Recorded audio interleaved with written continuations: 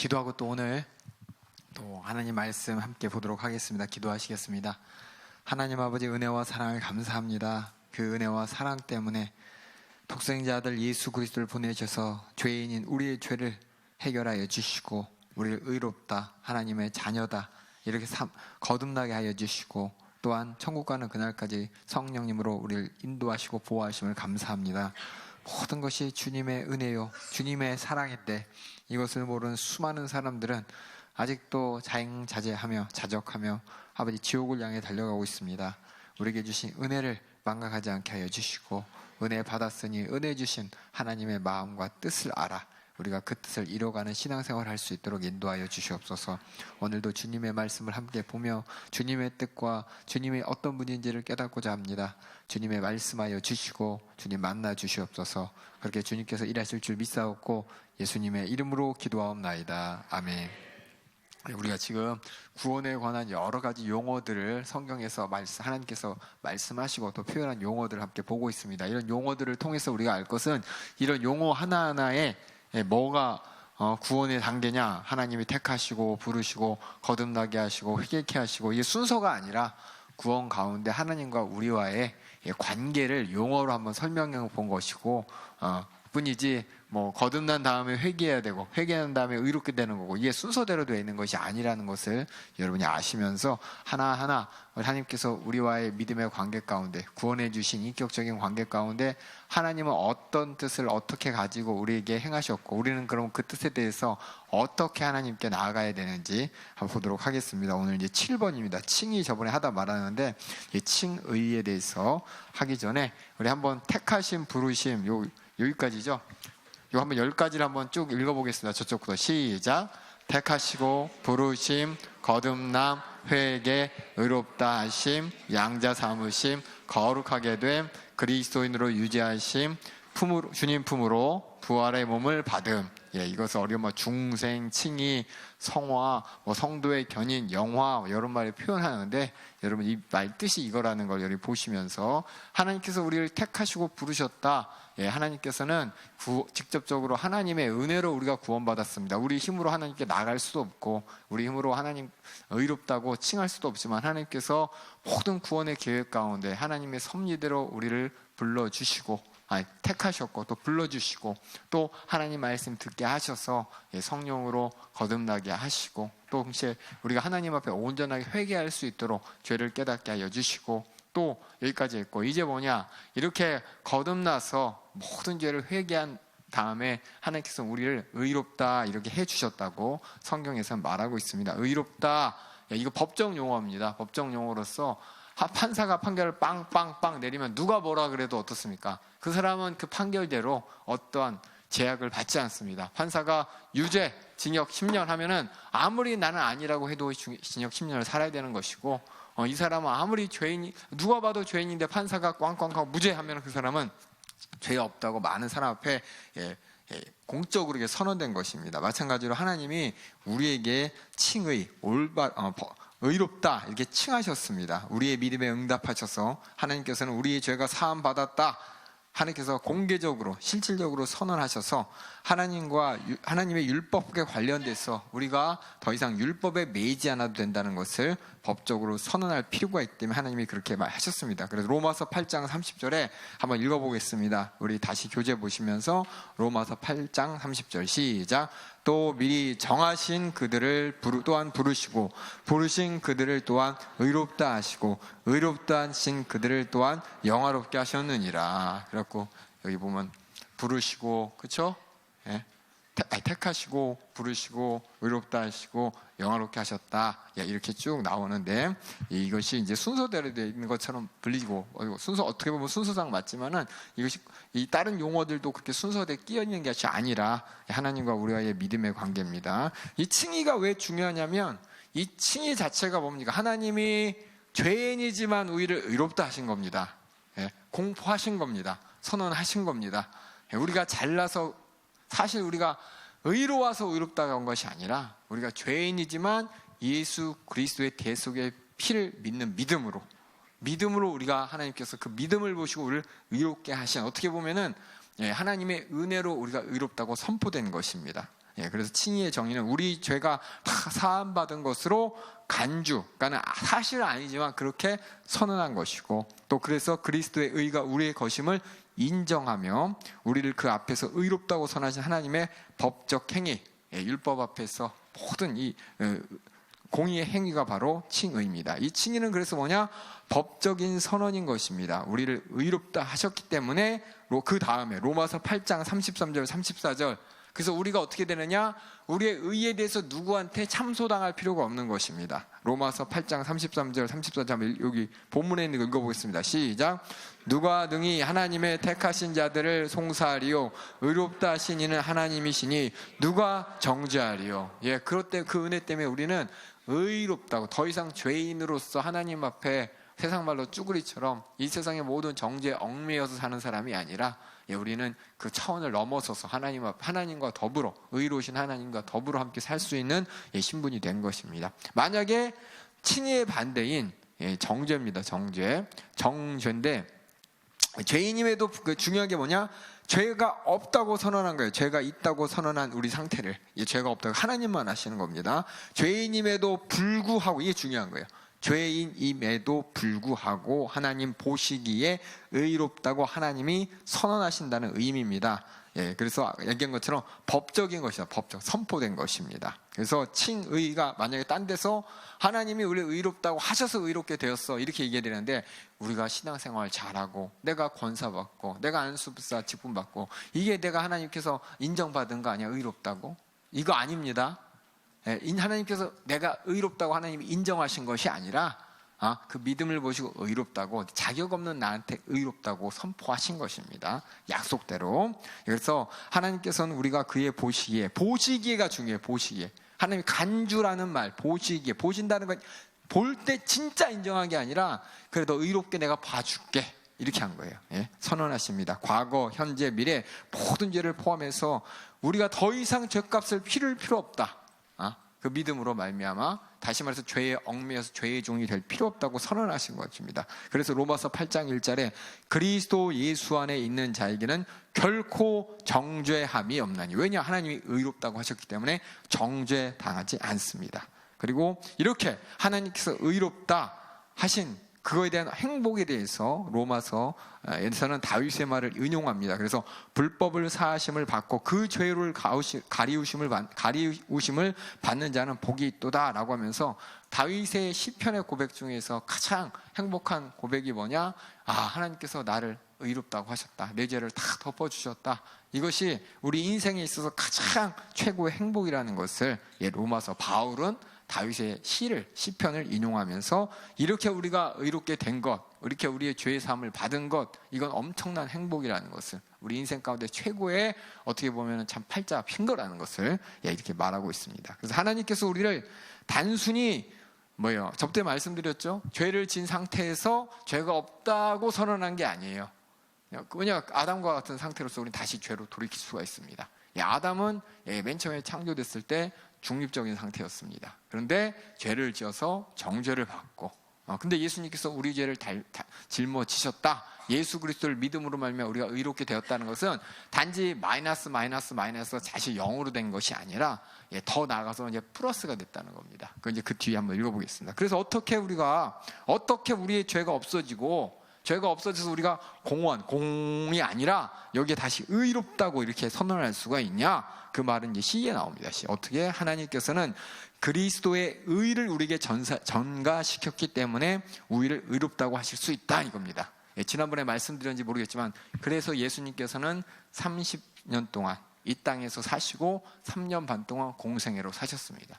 예수님께서 이 땅에 오신 것이 단순히 우리 죄를 대속하기 위해서, 속죄로서 대속하기 위해서, 우리 죄를 다 없애기 위해서만 오셨다면, 예수님은 그저 베들레헴에서 아기 때 그냥 속죄 제물이 되셔서 우리 죄값을 피 흘려서 죽음으로 치르면 되는데, 왜 예수님께서는 30년 동안 이 땅에서 사시고 3년 반 동안 공생을 사셨나? 그 삶이 뭐냐? 하나님 앞에 의가 되는 그 삶의 모습을 우리에게 보여주시고, 그 사셨던 그 의, 죽기까지 순종하셨던 그 의, 하나님 말씀에 비춰봤을 때 예수님께서 율법을 다 지키고 흠도 없이 죄도 없이, 그렇죠?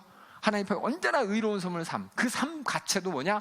우리에게 전가시켜 주시기 위해서, 단지 우리의 죄를 대속하기 위한 것뿐만 아니라 예수를 믿음으로 말미암아 두 가지, 어떻게 보면 두 가지라 그러면 말이 막 헷갈릴지도 몰라요. 우리를 의롭다 하시기 위해서, 우리의 죄를 대속하시고 예수님의 의를 우리에게 전가시키는, 우리가 아담이 죄를 지음으로 말미암아 우리 모두의 죄가 인류에게 전가되었습니다. 우리 모두가 죄값으로 사망으로 죽어야 되는 것처럼 예수님께서는 두 번째 아담이 되셔서 그 삶 가운데 우리 죄를 다 사실 것뿐만 아니라 자신의 의를 우리에게 또 전가시켜 주셔서, 누가 되면 예수님 안에 들어가면, 거듭나게 되면, 예수 안에 있었기 때문에, 그 예수 안으로 들어가게 되면, 우리가 아담 안에 있었기 때문에 우리가 다 죄인인 것처럼 예수 안으로 믿음으로 들어가면은 하나님의 그 예수님의 그 의가 우리 안에, 우리에게 전가돼서 우리를 의롭게 하신 거예요.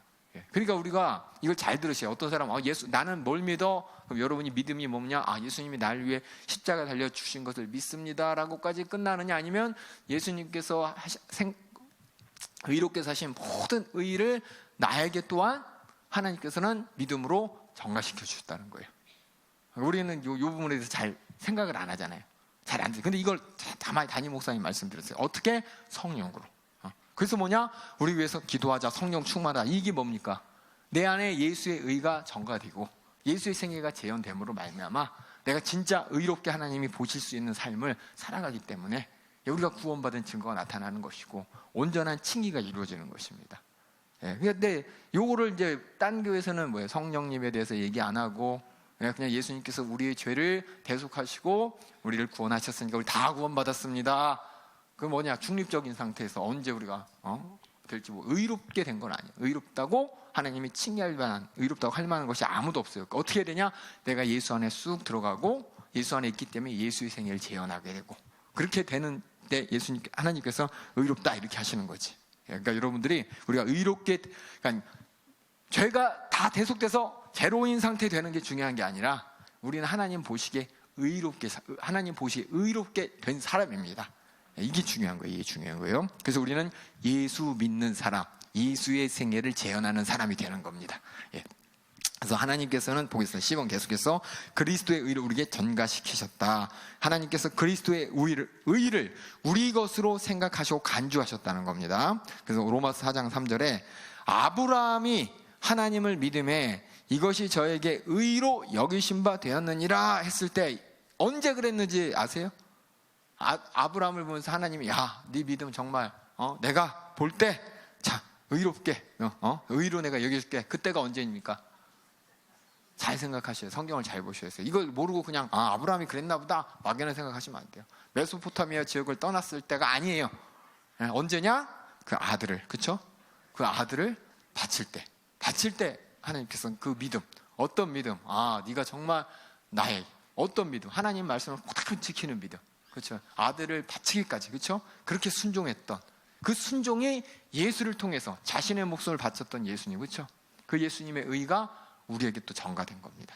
그걸 믿음으로. 예수님이 사실은 예수님만 의로우신 분인데 우리가 그 예수를 믿음으로 예수 안에 들어가서 그 하나님 앞에 온전히 순종했던 의로웠던 모습을 우리가 전가돼서 우리 의롭게 된 것입니다. 그래서 로마서 8장 4장 6절에 일한 것 없이 하나님께 의로 여기심을 받은 사람의 행복에 대해서 아까 다윗이 말한 바 그 불법을 사하심을 받고 그 죄를 가리심을 받는 자는 복이 있도다 라고 합니다. 그래서 전가를 통한 하나님의 간주가 3개입니다. 첫 번째, 하나님이 성경에 나오는 간주, 죄 있다. 아담의 죄가 우리에게 전가되어서 우리가 죄값으로 사망으로 죄인 되었고, 우리의 죄는 예수님에게 전가되어서 예수님 우리 죄를 다 짊어지시고 죽으신 거고, 그걸로 끝이 아니라 우리가 예수를 믿음으로 그리스도의 의가 우리에게 또 전가되는 겁니다.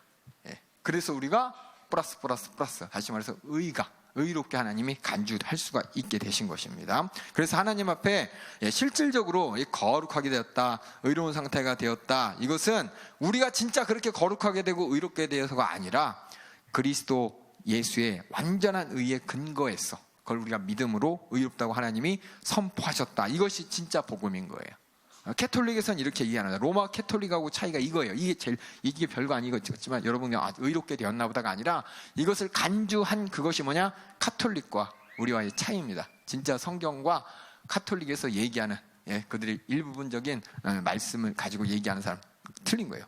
그들은 뭐라 그러냐? 칭의가 되면 우리가 내적으로 진짜 의롭게 되어서 우리가 실제로 의롭게 되고 거룩하게 된다. 언제? 이 땅에서 이 육신 가지고 살 수 있다는 것이에요. 칭의가 되었다. 그럼 걔네들은 뭐냐? 우리는 여러분 더 이상 죄와는 분리돼 가지고 우리가 스스로 의롭게 살 수 있는 능력을 갖게 되고, 또 우리에게는 실제로 거룩한, 예수님처럼 거룩한 삶이 내가 된 거, 실제로 된 겁니다. 이렇게 얘기합니다. 그래서 세례를 통해서 그들의 죄가 깨끗이 씻음받고, 또 그들이 믿음의 고백을 통해서 이렇게 신앙을 유지하면 그게 바로 의입니다 라고 합니다. 그건 의가 아닙니다. 오직 의는 예수님뿐이고, 우리는 어떻게 보면 무임승차한 거죠. 예수님의 은혜로 말미암아 우리가 의롭게 된 거지, 내가 이 땅에서 아무리 의롭게 내 노력대로 살고 하나님께서 너는 의롭게 살 수 있다 인정할 만한 사람 하나도 없어요. 죽을 때까지 없습니다. 그냥 의롭게 해주신 그것이 바로 우리에게 은혜인 것입니다. 이게 카톨릭과 이 복음 하나님의 말씀과 차이예요. 그러니까 여러분들이 카톨릭하고 사는 사람들 보세요. 다 뭐예요? 스스로 거룩하게 되게 노력하고, 스스로 거룩하게 됐다고 생각하고, 스스로예요, 스스로. 그들이 기도하는 내용을 가만히 보면은 다 뭐냐면 기복주의랑 똑같죠, 그렇죠? 기도할 바에 배지 않고 하나님께 거룩하게 살아야 될 의무를 그들은 다 한다고 생각을 해요. 근데 거룩하게 살 수가 없는데 우리가 어떻게 그 의무를 다 합니까? 근데 그들의 생각은 그래요. 그래서 그들은 전가 죄인인데 하나님이 의롭게 되었다라고 생각 안 하고, 이 구절을 그들이 진짜로 의롭게 드디어 되었기 때문에 하나님이 의롭다가 되었다고 그들은 성경을 설명합니다. 그래서 우리 안에 실질적으로 도덕적인 엄청난 이 도덕적 고양이 상태가 이루어졌다, 도덕적으로 변해졌다, 이렇게 해서 얘기하는데, 이건 성경에서 얘기하는 바가 절대 아닙니다. 그래서 하나님의 완전한 영접과 사랑을 체험하여 은혜의 생태 있는가에 대한 확신을 우리가 할 수 있냐 없냐, 우리는 몰라요. 하나님만 아세요. 그래서 우리는 누구를 정죄할 수가 없습니다. 나조차도 거룩하지 않고, 나조차도 의롭지 않지만 하나님이 의롭게 했기 때문에 우리는 누구를 정죄할 거 없이 그냥 하나님 말씀에 비추어 나만 바라보면 됩니다. 바라보면 뭐냐? 죄인인 내 모습만 나오는 거예요. 그러니까 우리는 죽을 때까지 회개할 수밖에 없는 것이에요. 카톨릭에서는 회개가 중단됩니다. 어느 순간에 회개하고 끝나버립니다. 이게 역시 카톨릭이에요. 하지만 우리와 하나님과 영원한 삶은 하나님의 은혜에만 절대로 의존하는 것인데, 카톨릭에서는 절대 의존이 아니라 우리의 공적도, 우리가 노력도, 그 노력의 대가로 우리가 이렇게 된다, 이렇게 얘기합니다. 그래서 복음의 복된 소식은 뭐냐? 전적으로 뭐냐? 거저 주신 구원의 복된 소식이 될 때, 다시 말해서 은혜로만 될 때 이것이 가능한 것이지, 이것이 복음이지, 우리가 할 수 있어서 되는 것은 절대 성경에서 얘기하는 복음이 아닌 것입니다. 이게 뭐냐? 기복신앙하고 하나님과의 우리 관계를 오해하게 되면은 이렇게 되는 거예요. 성경 전체는 우리가 다 죄인이기 때문에 죽어야 될 죄인이라고 설명하는데, 자꾸만 이것을 좀 좋게 얘기하죠. 좋게, 항상 사람 듣기에 좋게. 우리는 할 수 있다고, 우리 능력으로 할 수 있다고, 심지어는 죽은 자라도, 그렇죠? 살아있는 사람들의 공덕에 의해서 지옥에서 천국으로 옮겨진다고, 이렇게까지 할 정도로 성경과 아무 상관없이 얘기하는 게 카톨릭입니다. 그래서 중요한 게 뭐냐?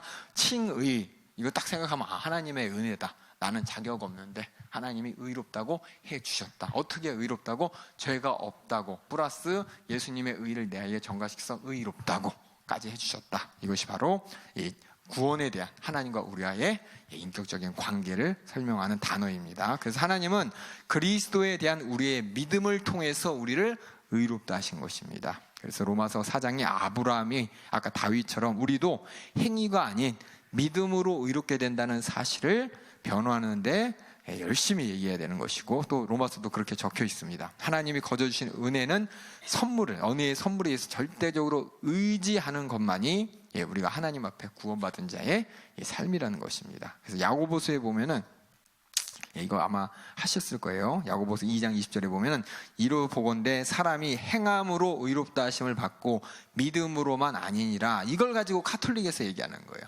카톨릭에서 이거 봐, 행함으로 의롭다 하심을 받는 거지 믿음으로 아니래잖아. 그러니까 우리의 공덕, 우리는 이 의롭다 하심을 여길 만한 행함을 할 수 있는 사람이야 라고 하는데, 여기 있는 행함은 뭐냐?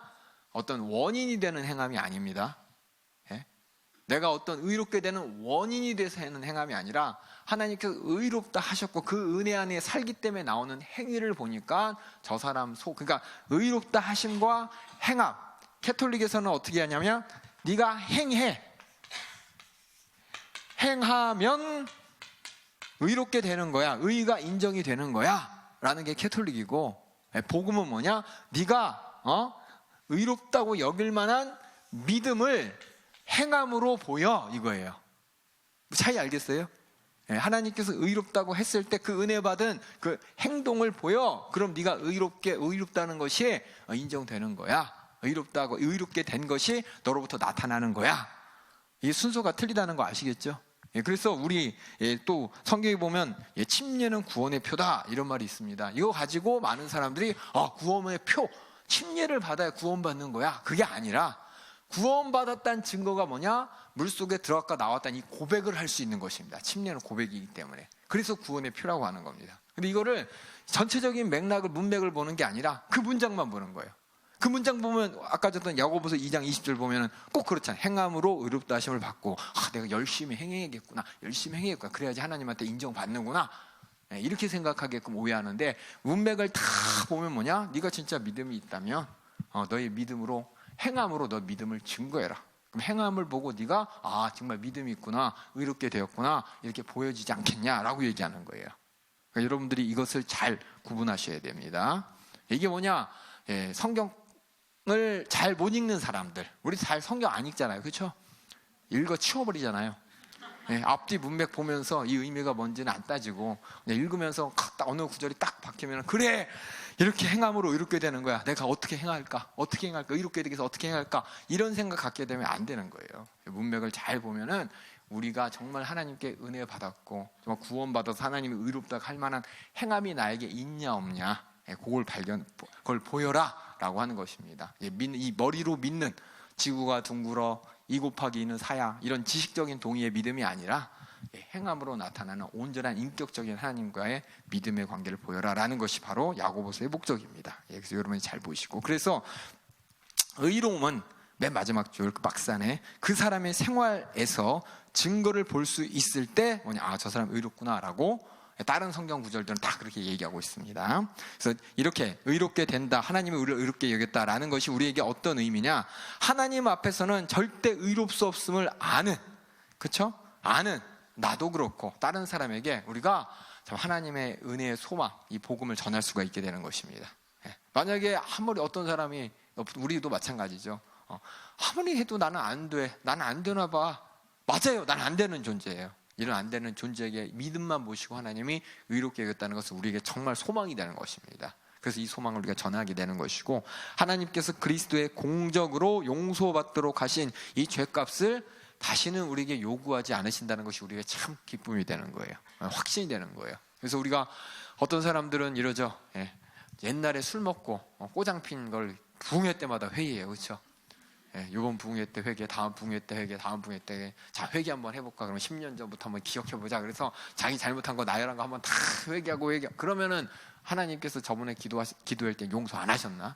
그러니까 우리가 더 이상 전에 지은 죄 갖고도 참소할 필요가 없다는 것입니다. 더 이상 그거에 사로잡힐 필요가 없다는 것입니다. 가끔 이제 상담하시는 분들이 자꾸만 내가 하나님 앞에 잘못했던 거, 지난 날에 내 죄가를 바라볼 때 정말 내가 하나님 앞에 설 수 없고 자꾸 지옥 갈 것 같아서 두렵습니다. 그런 분이 많이 있어요.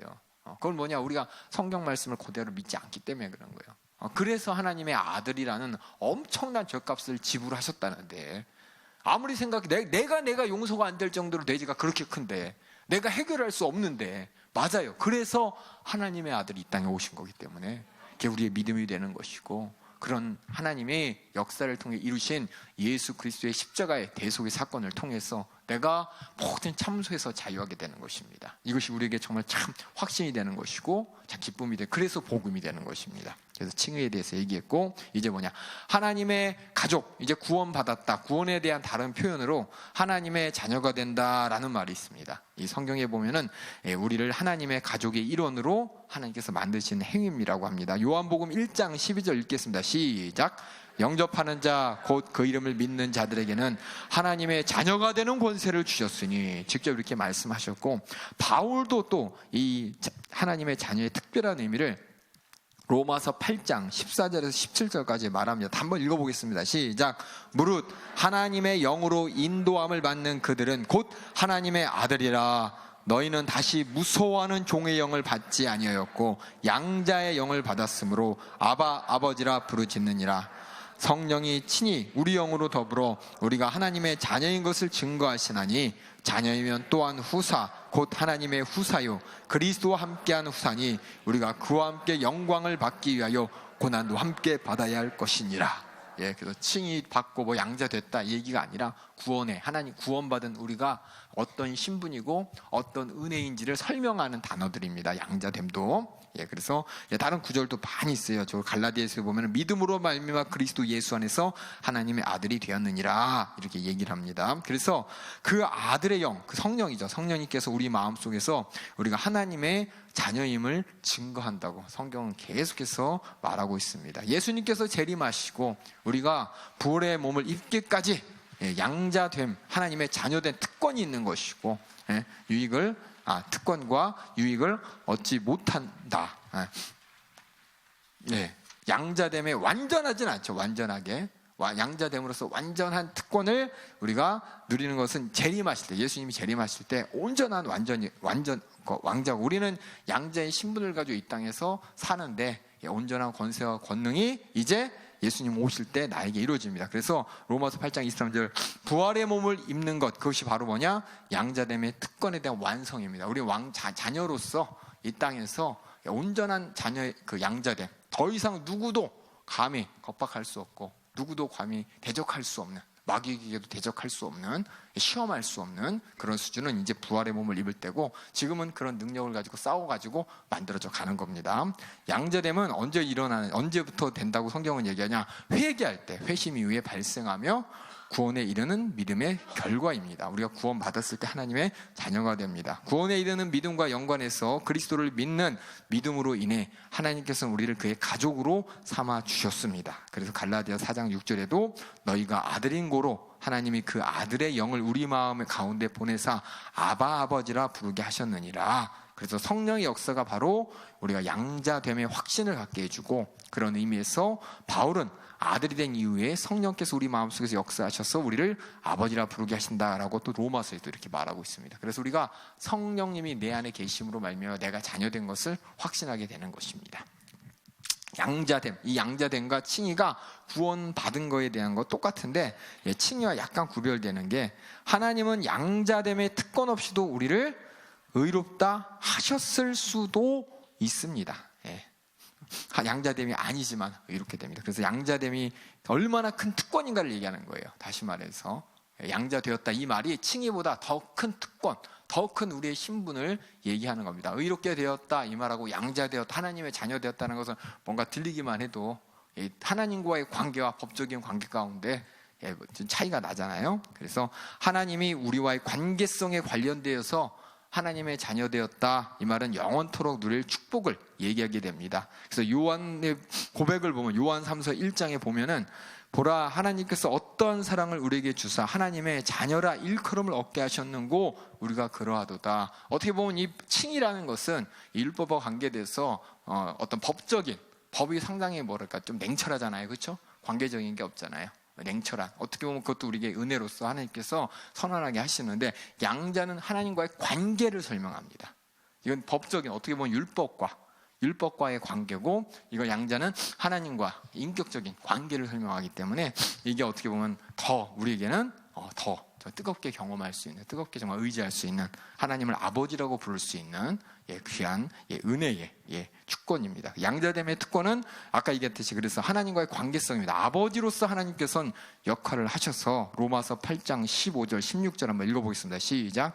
너희는 다시 무서워하는 종의 영을 받지 아니하고 양자의 영을 받았으므로 아바 아버지라 부르짖느니라. 성령이 친히 우리 영으로 더불어 우리가 하나님의 자녀인 것을 증거하시나니. 왜 이렇게 자녀가 되면 하나님은 우리를 사랑하시고 또 우리를 이해하시고 필요를 채워주시고 많은 좋은 것들을 은혜의 선물로 주시고 또 위로하시고 성령을 은사로 주십니다. 왜? 우리가 하나님의 자녀, 후사되었기 때문에. 천사까지도 우리를 섬기고 돕고 있음을 히브리서는 얘기하고 있습니다. 그리고 우리의 죄를 사하여 주옵소서라고 죄로 인해 끊어진 아버지의 교제가 회복될 수 있도록 또 기도할 수가 있습니다. 우리가 중보자 역할을 하면서 기도할 수가 있고, 또 성령의 인도하심을 받을 수가 있고, 그래서 의롭게 살 수가 있고, 하나님의 자녀를 향한 때로는 징계까지도, 이 징계가 참 냉혹한 게 아니라 자녀들이 올바른 길을 가기 위한 하나님께서 이런 징계를, 때로는 이런 징계를 통해서 우리가 의로울 수 있도록, 거룩할 수 있도록 우리를 지켜주십니다. 그리고 고난을 통해서 우리가 그의 영광에 참여할 수 있는 특권까지 주십니다. 어떤 사람은 어떻게 고난이 자녀로서의 특권이고 어떻게 징계가 자녀로서의 특권이냐라고 하지만, 징계를 통해서 우리가 더 의롭고 거룩하게 되는 것이고, 이 고난을 통해서 정말 하나님 앞에 내가 얼마나 정말 하나님을 사랑하는지, 하나님과의 관계를 확인할 수 있는 이런 특권이 된다는 것을 여러분이 성경을 통해서 또 확인할 수가 있습니다. 또한 하나님과의 관계뿐만 아니라 하나님의 자녀로서 생면부지, 우리가 서로 옆 사람 한번 물어보세요. 우리가 서로 형제님 자매님 하잖아요, 그렇죠? 그냥 말로만 그러나요? 그게 아니라 우리가 더 정말 하나님 가족 안에서 우리가 서로 관계를 맺기 때문에, 우리 서로의 관계는 성경에서 보면은 천사들보다 더 깊은 관계입니다. 그리스도 안에서 형제요 자매요, 또 교회라는 대가족의 일원으로서, 이 교회라는 하나님의 일을 함께 이루어가는 가족으로서 함께 가고, 또 자녀로서 우리 서로 하나님을 닮아가고 서로 확인할 수가 있고, 또 의로운 행실로서, 이 의로운 행실과 내가 하는 게 아니라 하나님이 주신 힘으로 하는 의로운 행실로서 하나님을, 아버지를 영화롭게 또 영광 돌릴 수 있는 것이 바로 우리가 하나님의 자녀라는 이 증거를 서로 확인할 수가 있게 되는 것입니다. 그래서 이것이 바로 자녀됨이고, 그 다음에는 어떻게 성숙한 신앙인이 될 수 있는가. 예수 믿고 구원받았지만 사람마다 조금씩 인격적인 부분에서 하나님 닮은 모습이 틀립니다. 우리 모두는 뭐냐, 예수 그리스도의 장성한 분량까지 쭉 자라나야 됩니다. 되는 게 아니라 자라나는 겁니다. 어느 순간 딱 끝나는 게 아니라 계속해서 자라나고 있는 중입니다. 그래서 가끔 우리가 참 내 자신을 봐도 예수 믿고 작년보다는 올해 뭔가 예수님을 더 닮아가고, 작년에 하지 못했던 것을 할 수 있는 능력, 작년보다는 올해 정말 인격적으로 많은 사람을 품을 수 있는 능력, 이것이 정말 우리가 성화돼 가는, 또 예수님을 닮아가는, 이것이 바로 우리에게 주신 복입니다. 성화의 정의 한번 읽어보겠습니다. 성화, 거룩하게 돼가는 겁니다. 시작. 우리로 하여금 점점 더 죄로부터 멀어지고 실제의 삶 가운데 그리스도를 닮아가도록 하는 하나님과 인간의 점진적인 일입니다. 하나님께서 우리에게 계속해서 은혜로 인도하시고, 우리 그 말씀에 따라 깨달으면서 순종해 가는 이 하나님과 우리의 인격적인 구원받은 자의 삶의 과정을 성화라고 하는데, 죄로부터 멀어지고 예수님 닮아가는 거, 이렇게 아셔야 돼요. 그래서 여러분들이 어떻게 되냐, 시간 우리가 말씀을 들을 때 전에는 깨닫지 못했던 죄를 깨달을 때마다 그 죄와 멀어집니다. 작년에 내가 죄인지 모르고 그냥 막 했던 것들이 말씀 듣고 깨달으니까 이제 그걸 안 하게 되는 거예요. 그러면서 영혼을 섬길 수 있고, 또 주님께서 맡기신 더 큰 일을 할 수 있게 됩니다. 그래서 여기 보면 칭의와 성화의 차이들, 칭의는 거룩하다 이렇게 한다 그랬죠. 성화는 어떤 상태예요? 아까 얘기했잖아요, 자라나는 겁니다. 점점이란 말 쓰셔야 돼요. 그래서 한번 비교해 볼게요. 칭의는 뭐냐? 법적인 지위, 법적인 지위로 의롭다, 거룩하다, 중간 있을까요? 없습니다. 의롭다, 의롭다, 너 죄인이다, 요거에 중간, 너는 죄반 의반이다, 이런 말 없죠? 딱딱 끊어집니다. 이게 이제 법적인 지위라면은, 성화는 우리의 연속적인 내적인 수준의 상태를 얘기합니다. 칭의는 한 번에 하나님 믿음으로 말미암아 의롭다고 하나님이 하셨다면은, 성화는 지속적으로 점점 우리가 죄와 멀어지고 그리스도를 닮아가는 지속적인 일입니다. 칭의는 하나님만 하시는 일입니다. 우리가 스스로 칭의 주세요 할 수가 없습니다. 의롭다고 해주세요 할 수가 없어요. 하나님만 하시는 것이고, 성화는 뭐냐? 하나님과 우리의 인격적인 관계 가운데 하나님께서 하시는 일에 우리가 화답하면서 이렇게 점점 하나님과 우리가 관계를성에서 이루어져 나가는 것입니다. 칭의는 이 세상에서 의롭다 하면 의로운 거예요. 성화는 뭐냐? 계속해서 자라나는 거예요. 완전 성화는 이 땅에서 없습니다. 그래서 계속해서 거룩하게 되어가는 겁니다.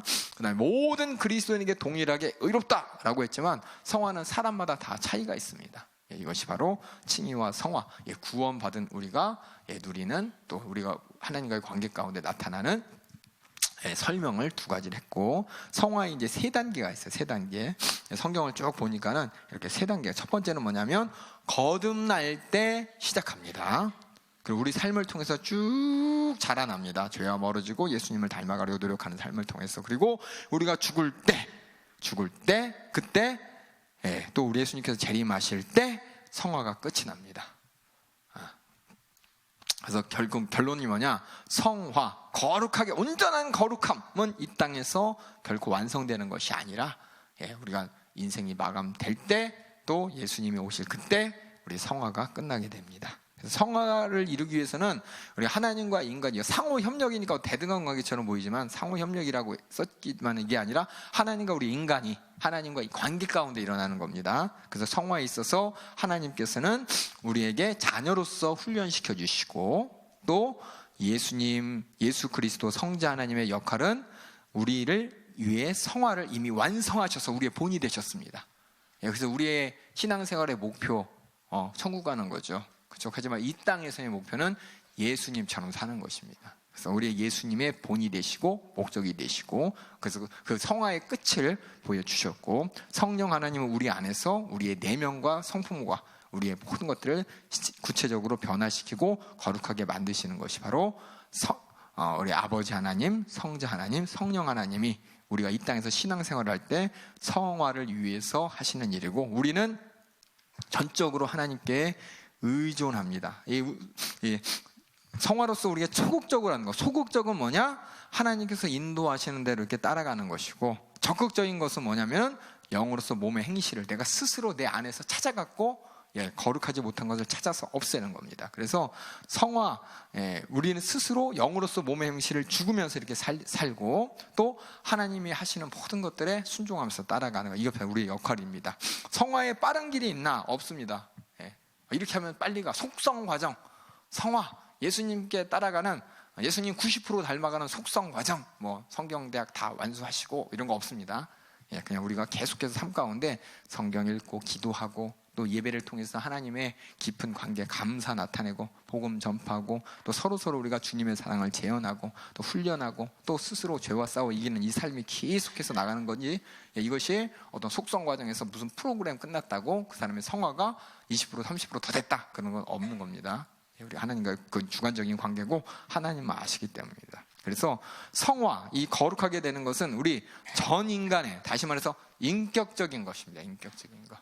전 인간이라고 썼지만 이게 인격적인 것이에요. 그래서 죄로부터 나의 인격이 죄로부터 멀어지는 것이고, 나의 인격이 예수님처럼 닮아가는 겁니다. 그래서 지식과 그 성화, 그러면은 계속해서 이 지식이 자라나야 됩니다. 이 지식이, 죄를 아는 지식, 예수님을 알아가는 지식. 성경 말씀 다 외운다는 그 지식이 아니라, 물론 그것도 있어야죠. 더 많이 알아야 되고 더 많이 깨달아야 됩니다. 골로새서 3장 10절 한번 읽어보겠습니다. 시작. 새 사람을 입었으니 이는 자기를 창조하신 자의 형상을 쫓아 지식에까지 새롭게 하심을 받는 자니라. 전에 깨닫지 못했는 것을 깨닫게 되면서 우리의 이것이 자라나는, 지식이 자라나고, 빌립보서 1장 9절에는 내가 기도하노라 너희 사랑을 지식과 모든 총명으로 점점 풍성하게 하사 하면서 바울이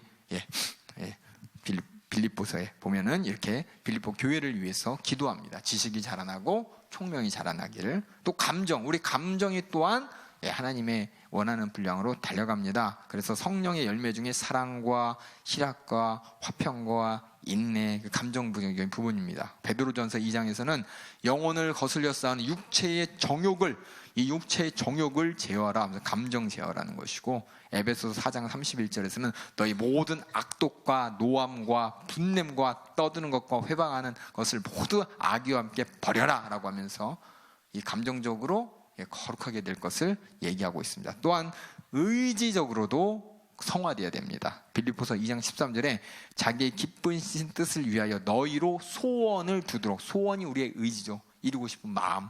그리고 육체, 심지어는 우리 육신 있죠. 이 육신도 거룩하게 하나님 앞에 만들어져 가야 됩니다. 고린도후서 7장 1절 읽겠습니다. 시작.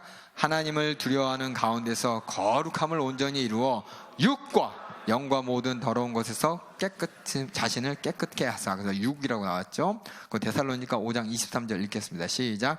평강의 하나님이 친히 너희로 온전히 거룩게 하시고 너희 온 영과 혼과 몸이 우리 주 그리스도의 강림하실 때 흠없게 보존되기를 원하노라. 그래서 이 안에 있는 영뿐만 아니라 우리 온 모든 몸뚱아리, 전인격적으로 우리가 거룩하게 되어야 될 것을 성경은 명령하고 또 말하고 있습니다. 그래서 우리가 그럼 어떻게 그리스도의 삶에 있어서 하나님 앞에 순종할 수 있는가? 이건 이미 뭐라고 할 것도 없죠. 근데 한번 읽어볼게요. 다 아시는 건데, 우리가 하나님 앞에 거룩하게 되기 위해서 하나님 말씀에 적극적으로 순종하기 위한 그 동기, 어떤 마음을 가지고 해야 되나? 1번 읽겠습니다. 시작. 하나님을 기쁘시게 하고 그를 향한 우리의 사랑을 표현하고 싶은 바람. 2번 하나님 앞에서 청결함을 유지해야 할 필요성이 있고, 3번 천국의 일을 효과적으로 하고 존귀한 목적을 위한 그릇이 되고 싶은 소원 가지고서 그렇게 성화되어야 되고, 4번 우리의 삶을 보고 불신자들이 그리스도께로 오는 것을 보고 싶은 마음. 그렇죠. 우리 삶 가운데 예수의 생애를 나타내고 싶은 마음으로 거룩하게 돼야 되고, 5번 시작. 우리의 현재의 삶과 사역 가운데 하나님의 축복을 받고 싶은 욕망. 이 축복이라는 것은 물질적인 것만 얘기하는 게 아니라 모든 인격적인 것도 우리에게 주시는 모든 것들입니다. 6번 시작. 하나님의 진노를 피하고 연단을 받으려는 마음. 우리가 고난이 올 때 고난 피하는 게 아니라 이를 통해서 정말 하나님께서 원하는 모습으로 만들어지는 그런 마음이 있어야 되고, 7번 시작. 더 큰 천국의 상급을 받겠다는 소원. 욕심이 아니라 영적인 하나님 앞에 더 하나님과 관계가 더 긴밀해지고 싶은 이런 소원이고, 8번 시작. 하나님과의 깊은 교제가 또한 우리의 동기가 되어야 되고, 9번 우리의 순종을 인하여 천사가 하나님께 영광 돌리도록 하겠다는 바람. 우리의 순종할 때 천사들이 하나님께 영광 올려드립니다. 왜냐하면 우리는 하나님의 피조물이죠. 우리의 피조물로서 하나님이 지으신 목적대로 살아갈 때, 하나님의 뜻이 온전히 이루어질 때 천사들이 또한 하나님을 찬양하고 또 하나님께 영광 올려드리는 것을 우리가 또 목적으로 삼아야 됩니다. 우리 가족이 그러잖아요. 가족 가운데 내 가족이 욕 먹으면 속상하잖아요. 그렇죠? 내 가족이 칭찬받으면 너무 좋고, 그렇죠? 마찬가지로 나한테는 득이 안 되지만 우리 어머니 아버지가 또 내 자녀가 세상 사람들 가운데 인정받으면 참 얼마나 내가 참 보람되고 행복합니까? 마찬가지로 우리를 통해서 하나님께 영광 올려드릴 때 천사들이 천사들이 확 박수치고 천사들의 영광 올려드린 그것이 또한 우리가 거룩하게 살아야 될 목적이 되는 수준 높은 생각을 가져야 됩니다. 그 다음에 10번 시작. 평화, 우리 삶 가운데 평화, 기쁨을 위한 소원. 우리 안에서 죄에 얽매이지 않는 이런 평안을 위해서 우리가 거룩해져야 되고, 11번 시작. 하나님의 계명은 옳으며 우리는 옳은 일 행하기를 기뻐하는 마음으로 하나님께서 명하신 것을 하겠다는 마음. 당연한 거죠. 그래서 이렇게 성화, 거룩하게 됐을 때 우리 안에는 기쁨이 있고 아름다움이 넘쳐납니다. 성령의 열매인 희락과 화평, 또 순종함으로 우리에게 주어지는 영원한 생명을 바라보면서 우리가 거룩하게 죄와는 멀어지고 예수님은 닮아가고. 그래서 성화는 두 개예요. 죄와는 멀어지고 예수님과는 닮아가고, 매일매일 그의 모습이 그렇게 변해가야 되고 거룩하게 돼야 됩니다. 그리고 복습 여기 있는데, 복습 한번 제가 문제 읽을 때 한번 답 한번 읽어주세요. 읽겠습니다. 거듭난다는 것을 무엇을 의미합니까? 시작. 하나님께서 우리에게 새로운 영적 생명을 부여하시는 신비스러운 하나님의 행위입니다. 참 회개가 뭘까요? 죄로 인한 참된 애통을 통해 죄로부터 돌이키도록 마음을 결정하고 구원을 위해 그리스도를 의지하기로 복음의 부르심에 대해 의지적으로 응답하는 전인격적 행위입니다. 구원에 이르는 믿음이 무엇인가요? 살아있는 사람으로 죄의 사함과 하나님과 영생에 대하여 알고 이를 위해서 예수 그리스도를 전인격적으로 의지하는 겁니다. 우리 예수님을 구세주로 영접하면서 주님으로 영접하지 않을 수가 있을까요? 없습니다. 우리가 구세주로 영접한다면 주님이라는 게 그냥 이게 형태적인 주권자라는 거예요. 다시 말해서 주인님이라는 것이고, 나의 구세주로 예수님을 인정하는 순간 예수님의 명령 하나, 말씀 하나가 나의 명령이고 그 뜻대로 살아야만 되는 것을 얘기하는 겁니다. 그냥 우리가 그냥 주님, 그냥 상투적인 표현, 주님, 그게 아니라 나의 구세주로 인정한 예수님을 주님이라고 부르는 건 주인님이에요. 주인님. 우린 주인의 종 되는 것이고, 종이 주인 말에 감히 대들 수가 있고, 뜻과 다르게 행동할 수가 있겠습니까? 이것이 바로 구세주라고 인정하는 순간 바로 우리의 주인님이 되시는 겁니다. 모든 주권 앞에 우리는 순종해야만 하는 것입니다. 그 주님을 그래서 예수님을 구세주로 영접하면서 주님으로 영접하지 않을 수 있습니까? 없습니다. 읽어보겠습니다. 다음 시작. 회개와 믿음은 삶을 통해 계속되는 것으로 날마다 회개하고 평생의 믿음을 소유합니다. 회개가 한 번에 끝나는 것이 아니라 우리는 계속해서 이 땅에 있는 동안 회개해서 우리 죄에서 거룩하게 돼야 되는 것입니다. 7번 제가 읽겠습니다. 언제 어떻게 우리는 하나님 앞에서 바른 법적 신분, 다시 말해서 의롭다는 이 신분을 소유하게 됩니까? 시작. 우리 죄를 다 사함받은 것으로 간주하고 그리스도의 의가 우리 것으로 인정하는, 그리고 또 하나 우리를 그 앞에서 의롭다고 선언하는 하나님의 즉각적인 법정 행위, 그때 이제 우리가 의롭게 되는 것입니다.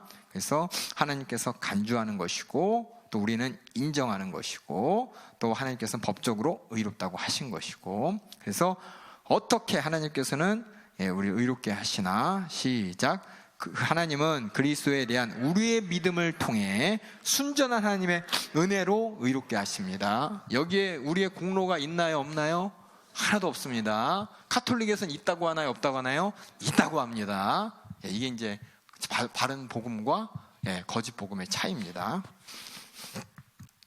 그 다음에 하나님의 가족됨으로 얻는 유익, 쭉 아까 전에 읽은 거 여러분 한번 보시고요. 그 다음에 9번 보겠습니다. 어떻게 하면은 성숙한 신앙인이 될 수 있을까요? 읽어보겠습니다. 시작. 우리 하나님께 의존하고 하나님께 순종할 때 우리 하나님은 우리로 하여금 점점 죄로부터 멀어지고 실제 삶 가운데는 그리스도를 닮아가도록 하는 거, 성숙한 신앙이 성화되는 겁니다. 그렇다면 그리스도인의 성장으로 인한 복들, 우리가 예수님을 닮아가는, 또 죄와 멀어질 때 우리가 받는 복 물론 많죠, 그렇죠? 많지만은 대표적으로 첫 번째 세 가지만 얘기해 보겠습니다. 시작. 성령의 열매인 희락과 화평을 주시고 또 순종할 때 거룩하게 이르는 열매인 영생을 주십니다. 그냥 한번 찾아봤을 때 이렇게 찾아봤습니다. 지금 이제 27분인데 조금 일찍 쉴게요. 10분 쉬고 이어서 다음 계속해서 이어가도록 하겠습니다. 지금 27분이니까 37분에 또 시작하도록 하겠습니다. 이제 구원에 관한 여러 가지 성경적인 표현, 하나님 말씀의 표현을 우리가 쭉 보고 있습니다. 10번째 한번 보겠습니다. 10번째 오늘 이제 성령 침례, 성경에 나온 성령 침례와 성령 충만이 무엇을 의미하는가. 이미 우리가 담임 목사님 말씀을 통해서 충만과 또 성령 침례에 대해서 이미 들었지만은 이걸 이제 성경 여러 가지 구절들을 살펴보면서 우리가 다시 한번 보도록 하겠습니다. 사도행전에서 보면은 성령의 여러 가지 역사들 또 경험들이 나타납니다. 예수님께서 부활하신 후에 제자들에게 숨을 내쉬면서 성령을 받으라고 요한복음 20장 22절에 말씀하셨고, 또 예수님께서는 사도행전에 예루살렘을 떠나지 말고 아버지의 약속하신 것을 기다리라 명하시면서 몇 날이 못되어 성령으로 침례를 받으리라고 말씀하셨습니다. 그리고 성령이 너에게 임하시면, 그렇게 성령이 임하시면 너희가 권능을 받으리라 라고 예수님께서는 말씀하셨습니다. 제자들이 예수님의 명령에 순종해서 예루살렘에서 이제 성령을 기다리며 기도할 때 여러루 오순절의 날 불에 혀같이 갈라지는 성령이 그들에게 임했고, 또 성령의 말하시게 하심을 따라서 다른 방언으로 말하기 시작하며 이제 모든 사람에게 성령의 역사가, 성령의 경험이 이루어지기 시작했습니다. 방언과 복음 전파의 사명을 감당할 능력이 이제 주어졌습니다. 제자들이 복음 전파를 통해서 성령을 받았다라는 말이 사도행전에 여러 번 등장합니다. 사도행전 8절에는 빌립의 복음 전파를 통해 사마리아 사람들이 믿고 그 이후에는 예루살렘에서 온 베드로와 요한의 기도를 통해서 또 성령을 받게 되는 사건을 우리가 성경을 통해 확인합니다. 사도행전 19장에서는 바울이 에베소에서 만난 어떤 제자들에게 안수할 때 성령이 임해서 방언과 또 예언을 하는 것을 우리가 성경을 통해 확인하고 있습니다. 그렇다면 신약성경, 우리가 읽고 있는 이 신약성경에서 성령 침례라는 뜻이 무엇이고 또 성령 충만이, 먼저 성령 침례라는 것이 도대체 무엇을 의미하는지 한번 볼 때, 우리가 침례라는 단어를 다 아시죠? 그러니까 성령 세례라고 하면 좀 잘 헷갈리는데 성령 침례하면 확실히 의미가 확실합니다. 예, 침례는 물속에 푹 들어가서 물에 잠기는 것처럼 성령 침례는 성령에게 푹 잠기는 겁니다. 예, 이렇게 이 표현이, 그러니까 이미지가 성령에 완전히 둘러싸여서 이렇게 잠기는 그런 이미지를 생각하세요. 이미지를. 그래서 단어 하나, 우리가 성경을 읽을 때 중요한 게 어떤 단어에 이렇게 집착하지 마시고 전체적인 그 이미지와 그림을 한번 생각해 보시면은 때로는 이 말을 참 표현하기가, 경험 같은 건 이 말로 표현하기가 상당히 힘들어요. 어떤 경험, 왜냐면 그 절구 안 되니까 요새는 그런 얘기예요. 느낌적인 느낌, 말도 안 되는 말도 하는데, 예, 그렇게 어떻게 보면 표현이 안 되니까 여러 가지 이제 표현을 하다 보니까 이제 참 이 경험을 말로 표현한다는 게 참 힘듭니다. 성령에 관해서 특히나 그런데, 특별히 성경에서는 침례라는 단어를 써가지고 이 성령의 경험을 표현했기 때문에 여러분이 침례 받았을 때 그 침례의 말 의미, 푹 잠겼던 물속에 푹, 세례는 이렇게 쫄쫄쫄 이렇게 해야 되거지만 성경 용어는 분명히 침례라고 되어 있기 때문에 이 성령에게 이렇게 푹 잠겼던 그런 이미지를 생각하시면서 보시면 됩니다. 그래서 성령으로 받은 침례를 말하는 구절이 성경에 여러 군데 나옵니다. 예수님이 이 침례를 베푸는 자라고 또 나오고, 예수님께서는 성령과 불로 침례를 주신다고 이렇게 말씀하고 계십니다. 또 오순절날 제자들과 그와 함께한 제자들에게 능력으로 임할 때 성령 침례 받았다, 이런 표현을 또 쓰기도 했습니다. 그래서 사도행전 1장 5절에 요한은 물로 침례를 베풀었으나 너희는 몇 날 못 되어 성령으로 침례를 받으리라 라고 예수님께서 이 말씀하셨던 그것이 이루어졌을 때, 오순절날 이루어졌을 때 3,000명이 회개하는 사건도 나타나고, 그래서 한 성령에 의해서 우리 모두가 한 몸으로 침례를 받았다라는 표현도 있어요. 고린도전서 12장 13절에 보면 우리가 유대인이나 헬라인이나 종이나 자유자나 다 한 성령으로 침례를 받아 한 몸이 되었다. 그래서 성령의 침례를 통해서 이 구절을 바라봤을 때 뭐냐, 우리가 그리스도의 몸인 교회가 되는 것, 이것이 바로 성령을 통해서 이루어진다는 것을 말씀을 통해 확인할 수가 있습니다. 그렇다면 맨 처음에 성령이 역사하셨던 그 오순절이 어떤 의미냐, 특별히 오순절, 맨 처음 성령이 임했던 이 오순절에 이 제자들에게 임했던, 성령이 임했던 이 사건이 모든 수많은 사람들이 성령을 받아서 성령 가운데 성령이 임하셔서 방언을 말하고 또 예언을 하고 수많은 일이 있었지만, 첫 번째 이 오순절 사건의 의미를 우리가 정확하게 확인해 본다면은 옛 언약의 사역과 성령의 사역이 이제 교대되는 의미입니다. 그래서 개인적인 사건, 어떤 한 번의 일순간의 사건이 아니라 역사, 그러니까 우리 구속의 쌓인 순 역사 중에 오순절 딱 하면 오순절 이전에 하나님이 우리에게 주셨던 약속, 오순절 이후에 또 하나님이 우리에게 주셨던 그 언약의 사건이 확 바뀌는 사건입니다. 모세가 고대했던, 모세가 이제 민수기 11장 16절 17절에 고대했던 그 성령께서 이제 모든 백성들에게 임하기 시작한 전환점이 이루어진 게 바로 오순절입니다. 오순절 이전에서는 특별한 사역을 위해서 성령으로 이렇게 사람들이 무장되는 것을, 성령에게 장악당하는 것을 상상할 수가 없었습니다.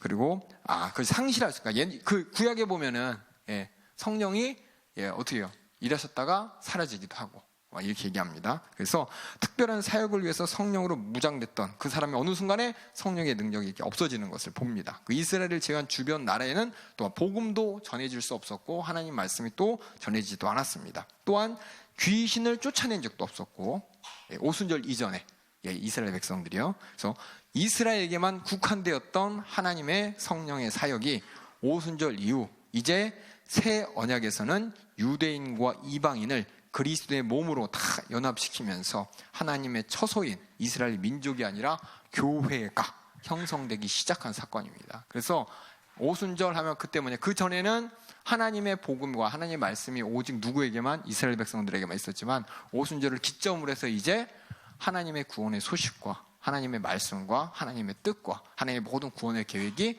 이방인에게 이제 공개된 것입니다. 그래서 구약 백성들이 고대했던 새 언약, 그들이 고대했던, 사실상 하나님이 더 고대했었을 것 같아요. 고대하셨던 그 새 언약의 시대, 구약 백성들은 새 언약하면 그들의 민족만을 위한 뭔가라고 생각했지만, 하나님께서는 이스라엘뿐만 아니라 모든 이방인들에게 주시는 새 언약의 시대가 열려진 것이고, 침례 요한까지는 옛 언약인 성령의 역사를 경험했습니다. 하지만 새 언약 시대 예수님을 통해서 우리 모두에게 보여주셨습니다. 예수님께서 먼저 본이 돼서 그 성령의 역사가 새 언약 시대에 어떤 성령의 역사가 나타나는지를 보여주셨는데, 성령으로 침례 때 성령이 나타나시고 시험을 이기시고 능력과 권세로 사역을 하시고, 또 예수님께서는 하늘로 승천하시면서 성령의 능력을 부어주시는 권세가 주어졌고, 또 새 언약이 이루어질 때 성령이 임한다고 했던 그 요엘 사도행전 22장 33절 뿐만 아니라 요엘 선지자에 있었던 그 약속이 성취됐다는 것을 우리가 오순절의 사건을 통해서 확인하게 됩니다. 진짜 새 언약이 뭔지 그 정체가 오순절을 통해서 드러나게 된 겁니다. 그전에 몰랐던. 그래서 제자들의 삶 가운데 새 언약의 능력을 체험하고 권능을 받고, 또 복음 전파를 훨씬 더 능력 있고 권세 있게 할 수 있도록 만들어졌고, 죄를 정복하고 승리할 수 있는 큰 능력이 부여됐고, 그리스도의 부활의 능력으로 공격하는 사단과 마귀 세력을 물리칠 수 있는 이 사건이 일어났고, 또 은사를 주셔서 그리스도의 몸을 교회를 세울 목적으로 또 하나님께서 사용해 주셨습니다. 그래서 성령께서 새로운 언약의 능력으로 하나님 백성들 가운데서 이제 그 전에는 성령님께서 이스라엘 백성들만을 위해서 또 하나님의 구속의 역사 가운데 그 안에 이스라엘을 벗어나지 못했지만, 이제 새 언약의 시대는 모든 백성들 가운데서 하나님의 뜻과 하나님의 모든 목적이 이루어지는 것을 우리가 시작하는 것이 바로 오순절, 이렇게 생각하시면 됩니다. 그래서 결론은 성령 침례라고 하면 한번 읽어보겠습니다. 시작. 신약의 기자들이 새 언약으로 성령의 능력이 임하심을 묘사한 어구로 제자들을 위해 오순절날 일어났고, 또 고린도 교인들과 우리들을 위해서 회심의 순간 발생하는 사건을 얘기합니다. 그래서 성령님께서 우리가 이 거듭나는 것도 성령으로 거듭나는 것이고, 이 회개하는 것도 내가 하는 것 같지만 내 안에 성령님께서 하게 하셔야 하는 것입니다. 이처럼 성령님을 통해서 우리가 온전한 회개가 나타나는 것이고, 이게 오순절날부터 이게 온전하게 딱 이루어지기 시작했다는 것을 얘기하고, 이런 성령의 체험을 우리가 성경만을 볼 때 우리가 성령 침례라고 이렇게 얘기할 수가 있습니다. 그래서 성령 침례 그러면은 이거 생각하시면 돼요. 성령으로 거듭나고 성령으로 회개하는 그 이전에, 오순절 이전에서 없었던 그 성령의 역사를 우리가 얘기할 수 있습니다. 이미 참 이게 어려워. 성경에 있는 용어로만 설명하자면 이렇습니다. 각각의 이제 여러 가지 말로 침례를 생각하시고, 그 일을 통해서 무슨 일이 일어났는가, 성경을 통해서 이렇게 확인하면 되겠습니다. 그래서 어떤 사람들은 이래요. 회심 이후에, 그래서 이렇게 성령으로 거듭나게 되는 온전한 회개를 하는 그 이후에 또 성령님께서 체험할 때 그걸 다 성령 침례다라고 하는 것이 좀 말이 좀 성경에선 그런 표현이 안 돼 있어요. 보면 성령 침례, 예수님이 하셨던 말씀, 또 성령에서 나오는 성령의 침례가 언제냐면 이때 거듭날 때, 회개할 때, 그리고 내 모든 온전한 회개가 나타날 때, 성령으로 말미암아 완전히 이렇게 잠겨져서 우리가 거룩하게 하나님의 자녀가 되고 온전한 회개가 일어나는 거듭난의 사건을 성령 침례라고 성경 전체를 볼 때 이렇게 얘기를 할 수가 있는데, 이게 어디에서는 성령 침례하면은 성령 침례가 한 번이 아니고 그 다음에 또 성령 침례하고, 그 사람이 또 다음에 또 성령 침례 받고, 그 다음에 또 성령 침례 받고, 그런 식으로 해갖고 성령이 재침례다, 삼침례다 막 이렇게 하시는 데도 있어요. 그렇게 말하는데 그런 거 절대 성경적으로는 없다는 것을 아시고, 이렇게 우리가 성경 그대로만 보면 됩니다. 성령 침례, 그리고 믿는 자에게 경험하는, 그렇다면 우리 믿는 사람들이 이렇게 성령 침례가 맨 처음에 거듭날 때, 성경에 봤을 때 거듭날 때, 하나님의 자녀가 될 때 성령으로 내 죄가 회개되고 예수 그리스도를 믿어서 내 죄가 완전히 사해지고, 성령이 나를 장악하실 만큼, 그래서 내가 하나님의 자녀가 되기 시작하는 이런 회심의 순간에 일어나는, 그리고 오순절날 일어났던 이런 성령의 침례의 사건 말고, 그럼 성령의 역사를 우리가 어떻게 이해해야 되는가? 그 이후에 이제 여러 가지 성령 충만해서 나타난, 성령 충만이라는 말을 썼지만은 이런 사건들을 어떻게 얘기하는가 보면, 그 다음에 성령의 역사는 성경을 가만히 보니까 개인적으로, 그러니까 일관성 있게 나타나는 게 아니라 그 사람, 그 예수 믿는 사람들이 하나님과의 관계가 얼마나 성숙하냐, 또 능력이 어떠냐, 또 하나님과 교제에서 어떤 차이가 있냐에서 많은 여러 가지 모습이 나타납니다. 세상은 예수 믿는 사람, 예수 믿지 않는 사람 이렇게 차이가 있지만은 믿는 사람들 사이에서 이걸 특별히 구별할 수가 참 어려워요. 그래서 모든 믿는 사람들이 성숙해져 가고 하나님과 동행하는 중에 하나님께 가까워지고 그들의 삶과 사역에서 이제 성령의 능력을 체험해서 점점 우리는 어떻게 됩니까? 성화되는 거죠. 예수님 닮아가는 것이고 죄와 멀어져 갑니다. 그럼 성령 충만이란 성경의 단어가 있는데 이게 뭐냐? 우리는 담임 목사님이 말씀하실 때 충만, 물 설명하셨죠? 가득 찬 거, 그렇죠? 그래서 그게 뭐냐? 가득 찬 게 어떤 이 살에 가득 찬 게 아니라 우리 인격이 성령에게 완전히 지배받아서 성령이 쓰시는 인격이 되는 걸 성령 충만이라고 합니다. 그래서 신앙의 성장, 이 나의 믿음이 성장하고 특별히 성령이 이렇게 내 인격 안에 성령님이 충만했을 때 성령님께서 내 인격을 통해서 뭔가 하시려고 하는 거. 그래서 뭐냐? 사역에 관련된 용어로 이제 많이 씁니다. 그래서 그러니까 성령 충만하면은 그걸 통해서 하나님께서 하나님 일을 하시는 것이고, 그렇게 보시면 돼요. 성령 침례하면은 내가 하나님과의 관계 가운데 내가 구원받게 되는, 온전하게 그 새 언약의 시대 그 약속이 나에게 이루어지는 것을 성령 침례라고 한다면, 성령 충만은 뭐냐면 나를 통해서 하나님께서 일하시는 거. 그래서 많은 사람들이 하나님의 역사를 보고 하나님께서 일하고 계시는 것을 확인할 수 있는, 이것을 성령 충만이라고 우리가 성경을 통해서 확인할 수가 있습니다. 에베소서 5장 18절에 술 취하지 말라, 이는 방탕한 것이니 오직 성령의 충만함을 받으라. 충만함을 받으라 라고 할 때 우리는 그냥 이렇게 읽는데, 이 시제가 뭐냐면, 동사의 시제는 뭐냐면은 쭉이에요. 쭉 계속해서 성령의 충만함, 그러니까 물 한번 가득 딱 찼다가 나중에 비워라가 아니라 충만한 채로 쭉 가라는 거예요, 이 시제 표현이. 그러니까 성령 충만하게, 다시 말해 성령님께 인격을 다 장악당해서 오직 성령이 쓰시는 사람이 되라 라고 하는 그 표현이거든요.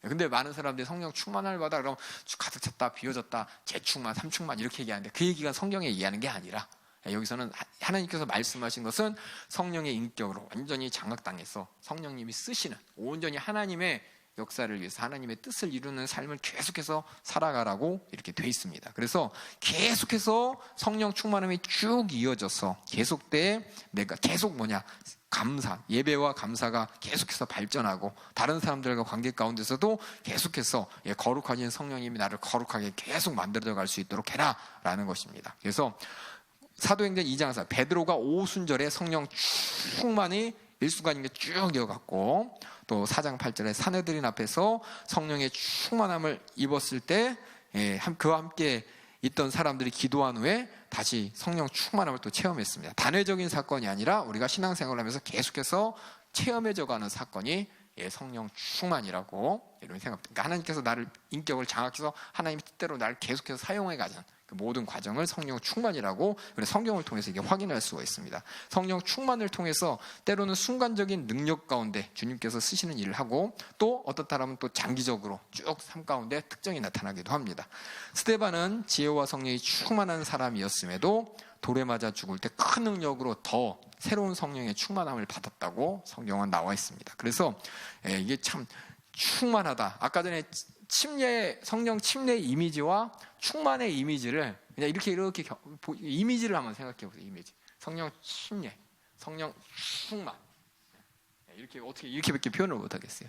결국 뭐냐, 아까 얘기한 대로 성령 침례를 통해서 내가 완전히 거룩하게 돼가는 구원의 역사를, 새 언약의 그 약속의 대상자가 내가 되어서 그 언약이 내게 이루어진 게 성령 침례인 것이고, 충만한 내 안에 성령님께서 장악하셔서 충만한 나를 사용하셔서 하나님의 일을 위해 나를 이끌어가는 것이 바로 성령 충만이라고 이렇게 생각하시면, 이렇게 이미지로 이렇게 보시면 됩니다. 성경 나온 대로 그냥 보면 돼요. 이걸 다른 표현으로 막 이렇게 설명하다 보면 엉뚱한 표현이 돼. 그래갖고 여러 가지 이제 오해하는 사람이 많으니까는 여러분들 그냥 성경 그대로 보시면 돼요. 성경 그대로. 그래서 성령 충만함이, 어떤 사람은 방언을 해야 성령 충만하다 이렇게 얘기하는데, 항상 이 방언을 우리가 해야죠. 기도를 위해서. 그렇죠? 성령님의 은사니까. 그렇다고 해서 성령 충만이 언제나 방언을 얘기하는 것만을 얘기하는 것이 아니고 꼭 방언과 성령 충만을 동일시 여기서는 안 되는 것입니다. 사도행전처럼 많은 사람들이 성령의 새로운 언약의 능력을 받고 동시에 방언을 맡는 것이 여러 번 기록된 것을 우리가 발견하게 됩니다. 예수님은 성령 충만함을 받으셨을 때, 그런데 광야의 시험을 이기시고 귀신을 고치시고 귀신을 떠나보내게 하시고 권능으로 가지셨습니다. 또 성경에 보니까는 엘리사벳이 성령 충만했을 때 마리아에게 축복의 말을 했고, 스가랴도 성령 충만할 때 예언을 했다고 이렇게 나옵니다. 복음 전파의 사명도 성령 충만할 때 나타나고, 지혜와 성숙과 확실한 분별력도 성령 충만함으로 나타나고, 능력 있는 설교도 성령 충만함으로, 또 하늘의 이상과 이런 걸 설명할 때 성령 충만함으로, 또 믿음과 성숙한 삶도 성령 충만함으로 이루어집니다. 그래서 성령 충만이 꼭 방언하고만 연결해서는 안 됩니다. 우리가 이제 방언해야죠. 그렇죠? 내 영혼의 유익을 위해서. 그렇죠? 방언을 해야 되지만 꼭 성령 충만하고 꼭 같이 해가지고 저 사람은 방언 못하니까는 성령 충만한 거 아닌가? 그렇게 오해하지 않았으면 하지 말라고 그냥 이 얘기를 하는 겁니다. 그래서 성령께서 각 뜻대로 각 사람에게 성령의 은사를 나눠주신다고 고린도전서에 나와 있기 때문에 내 뜻 말고 하나님 뜻대로 사용하신다는 것을 여러분이 보시면 되겠습니다. 그래서 참 어려워요. 이걸 성경에 구절이 잘 설명되어 있으면은 좀 보겠는데, 성경 구절이 다 예수님께서 하신 말씀, 또 성경에서 나온 말씀, 그 구절을 다 따라봤을 때 그 이미지를 보면서 하나님께서 어떻게 성령 충만함을 통해서 무슨 일을 하시려고 했고, 성령 침례를 통해서 무슨 일을 하시려고 했나, 어떤 일이 이루어졌나만 이렇게 성경을 봤을 때 여러분이 보시고 이제 확인하시면 됩니다. 그 다음에 11번 볼게요. 믿는 사람이 구원을 이룰 수 있을까요? 우리가 참으로 거듭난 것을 그럼 어떻게 알 수 있습니까? 믿는 사람이 구원 이룰 수가 있습니까? 없습니까? 애매하죠. 그렇죠? 걱정되죠? 잃는다 그러면은 하나님이 택하시고 부르셨는데 하나님의 뜻이 망가지는 것이고, 잃지 않는다 그러면은 이 보니까는 많은 사람들이 믿었다고 하는데 시험 들어서 나간 사람, 여러 실망한 사람인데 이거 어떻게 된 거야? 좀 이게 떠슴합니다. 그래서 만약에 많은 사람이, 그래서 이제 여러 사람들이 성경 구절을 오해해요. 그래서 칼빈 학파, 알미니암주의 이렇게 나누는데, 성경 구절을 전체적으로 보면 그걸 이해해요. 근데 전체적으로 안 보고 딱 따서 보면은 성경의 말이 이렇게 부닥친다니까요. 한쪽에서는 부르셨다, 택하셨다, 하나님이 끝까지 책임져 주신다. 한때는 구원을 잃을까 염려하라, 걱정해라, 타락할까 걱정해라, 막 이렇게 나오고, 뭔지 헷갈려. 근데 그 앞뒤를 잘 보셔야 돼요. 앞뒤를. 그 말을 왜 하는지를, 하나님께서는 그 말을 통해서 어떤 하나님의 뜻을 나타내려고 하시는지를 봐야 됩니다. 그래서 성경 전체를 봤을 때 확실한 게 뭐냐, 끝까지 지키는 사람 있잖아요. 끝까지 지킨 사람 분명히 거듭난 사람 맞습니다. 그렇죠? 분명히, 그렇죠? 진정으로 거듭난 사람 끝까지 지킨다. 거꾸로 얘기해서 끝까지 믿음을 지킨 사람은 진짜 거듭난 사람이 확실한 겁니다. 그건 부인할 수 없죠. 그렇죠? 그 얘기예요. 근데 이게 이제 앞뒤가 바뀌어 있습니다. 그래서 첫 번째, 진정으로 거듭났다면은 끝까지 믿음을 지킬 것입니다. 예수님을 진실로 믿는 자는 하나님 앞에서 영생을 복을 얻기 위해, 또 부활하는 그날까지 예수 믿는 사람으로 믿음을 끝까지 지킬 것입니다. 요한복음 6장 38절 40절 한번 읽어보겠습니다. 시작. 내가 하늘로서 내려온 것은 내 뜻을 행하려 함이 아니요 나를 보내신 이의 뜻을 행하려 함이라. 나를 보내신 이의 뜻은 내게 주신 자 중에 내가 하나도 잃어버리지 아니. 여기까지. 내게 주신 자 중에 하나도 잃어버리지 아니하고. 이 말은 뭐예요? 이 말은 다, 그렇죠? 예수 믿는 사람은 모두 다란 얘기겠죠? 하고, 마지막 날에 다시 살리는 이것이니라. 내 아버지의 뜻은 아들을 보고 믿는 자마다 영생을 얻는 이것이니 마지막 날에 내가 이를 다시 살리리라 하시니라. 그래서 내게 주신 자 중에 하나도 잃어버리지 아니하고, 그 말은 뭐냐면 다 내가 마지막 날에 살리는 것이 아버지 뜻이고, 나를 믿었던 사람은 다 마지막 날에 살아날 것이라고, 이걸 보면 이제 그렇게 이해가 됩니다. 근데 그리고 그 밑에 요한복음 10장 27절에서 29절 읽겠습니다. 시작. 내 양은 내 음성을 들으며 나는 저희를 알며 저희는 나를 따르느니라. 내가 저희에게 영생을 주노니 영원히 멸망치 아니할 것이요 저희를 내 손에서 빼앗을 자가 없느니라. 여기까지 보면은 하나님의 음성을, 예수님의 음성을 들었던 자 영원히 멸망치도 않을 것이고 예수님 손에서 뺏기도 않는, 온전히 보존된다는 것입니다. 그래서 저희를 주신 내 아버지는 만유보다 크시며 아무도 아버지 손에서 빼앗을 수 없느니라. 그 다음 구절 한번 읽어볼게요. 에베소서 1장 13절 14절 시작. 그 안에서 너희도 진리의 말씀 곧 너희의 구원의 복음을 듣고 그 안에서 또한 믿어 약속의 성령으로 인치심을 받았느니라. 이는 우리의 기업의 보증이 되사 그 얻으신 것을 구속하시고 그의 영광을 찬미케 하리. 인치심 받았다는 얘기는 인 한번 딱 치면 그 사람 소속이 변화돼요, 안 돼요? 안 되는 겁니다. 그러니까 이 구절만 보면 한번 구원 받고 한번 성령이 임하시면은 인침까지 받아가지고 이 사람이 절대 이 구원의 반열에서 빠져나가지 않는 것처럼 보입니다. 그 다음 볼게요. 그 다음에 이제 베드로전서 1장 5절 시작.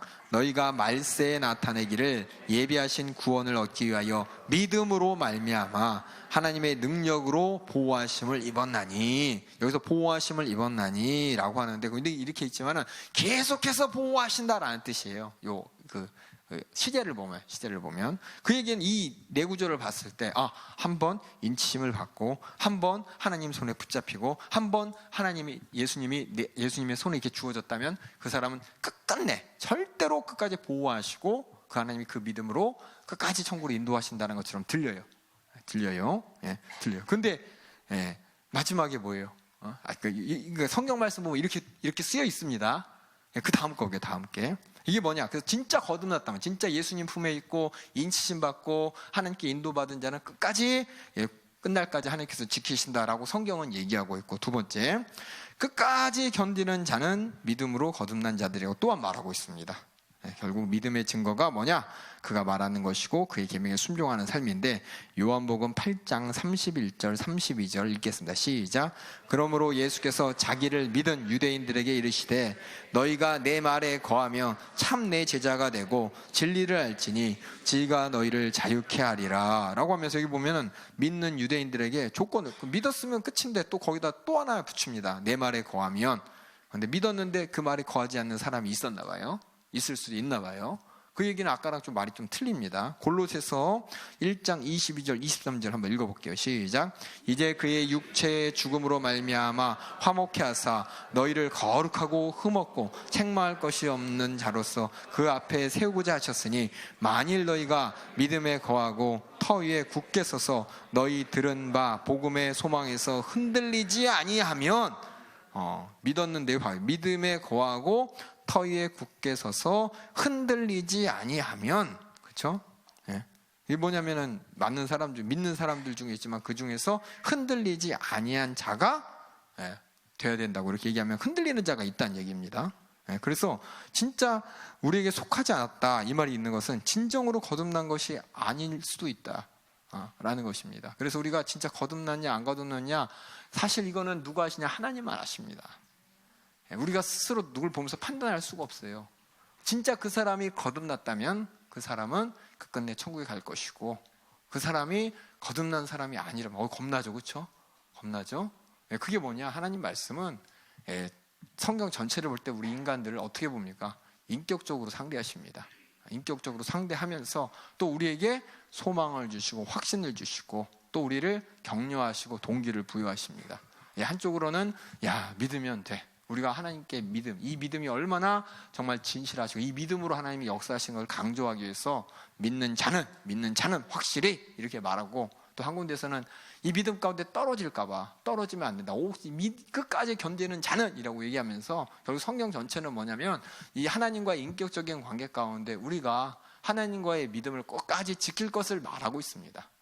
그러니까 이 마음을 가지고 하나님이 말씀하신 건데, 하나님의 심정은 잘라내리고 딱 잘라서 봐봐, 하나님께서 끝까지 믿는 사람은 끝까지 구원 받는 거라고 하나님 인도하신다고 했잖아. 그렇다고 내가 이렇게 방종해도 된다고 하나님이 말씀하신 게 아니에요. 어렵죠, 갑자기, 그렇죠? 그러니까 이 말씀의 의도가 뭐냐? 아까 전에 얘기했던 진정으로 거듭는 사람은 끝까지 지킨다. 그 말은 네가 진짜 끝까지 지킬 믿음 가져야 돼. 이 말씀이에요, 이 말씀.